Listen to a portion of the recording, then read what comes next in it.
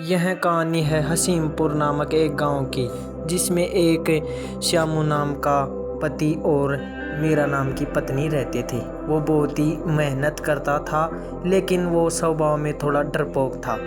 वह कुछ भी ऐसी अनहोनी देखकर डर जाता था।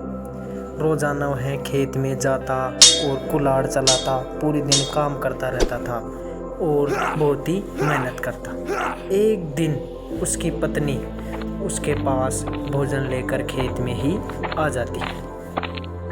वह काम कर रहा था तो उसकी पत्नी उनको भोजन दे देती है और श्यामू वहाँ बैठ के खाने लगता है। मीरा वहाँ से चल देती है। श्यामू भी भोजन कर लेता है और मीरा के पीछे पीछे ही खेत से अपने घर की तरफ रवाना हो जाता है। धीरे धीरे वे चलते हैं। जब मीरा अपने घर पे जाके देखती है तो गाय सो रही थी, तो वह धीरे धीरे गाय के पास जाती है।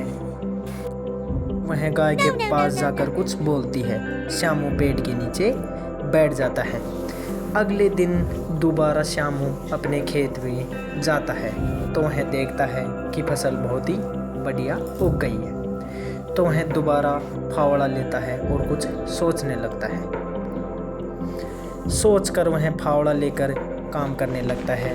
दोबारा वो ही मेहनत करने की कोशिश करता है। ज़्यादा काम करने के कारण श्यामू को वहीं पे ही थोड़ी शाम हो जाती है और वह वहाँ पे खड़ा होकर कुछ सोच रहा था तो रात हो जाती है। कुछ देर बाद श्यामू देखता है कि एक चुड़ैल तलवार लेकर उसी की तरफ आ रही है। श्यामू चुड़ैल को देखकर डर जाता है और वहाँ से भागने लगता है। चुड़ैल भी उसके पीछे पीछे ही भागने लगती है। धीरे धीरे वे भागते भागते अपने घर की तरफ दौड़ता है।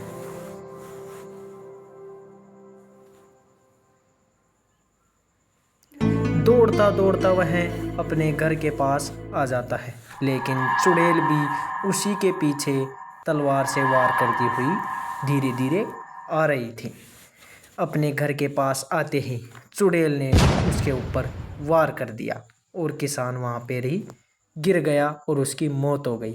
चुड़ैल यह देखकर हंसने लगी और बहुत ही खुश हो गई।